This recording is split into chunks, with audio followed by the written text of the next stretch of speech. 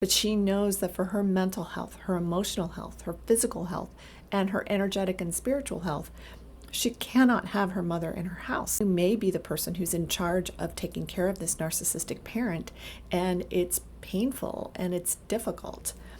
I've had so many people write in about this, and I've dealt with it myself.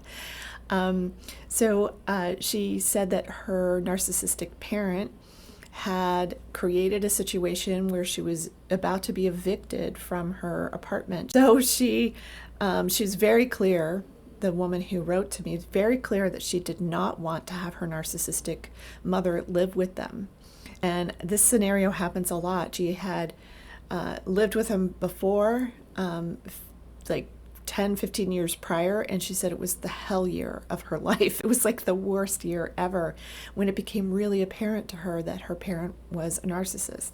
And so she said now everybody outside of her is saying that she's an awful person for not taking her mom in at this stage. But she knows that for her mental health, her emotional health, her physical health, and her energetic and spiritual health, she cannot have her mother in her house. So what does she do?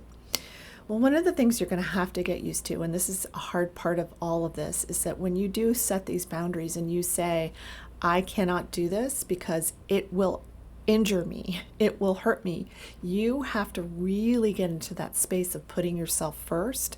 And no matter what people say outside of you, and what stories this narcissistic parent is spinning about you, about what a horrible daughter or son you are, what an awful person you are, they've been doing that all along. And you're going to feel so conflicted because you love this person, and you're going to hear those messages of you're a horrible person, which you're already going through internally. You're already feeling bad and like you're a bad person because your narcissistic parent programmed you to believe that you were a bad person. That's the shame right there, and that's the shame that you have taken on, and that's the shame that you need to release. And part of the ways you start doing that is by setting these boundaries and sticking to them no matter what people say outside of you.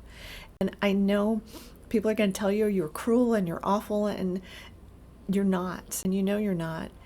You know that that narcissistic parent is the cruel person who created this entire situation to begin with.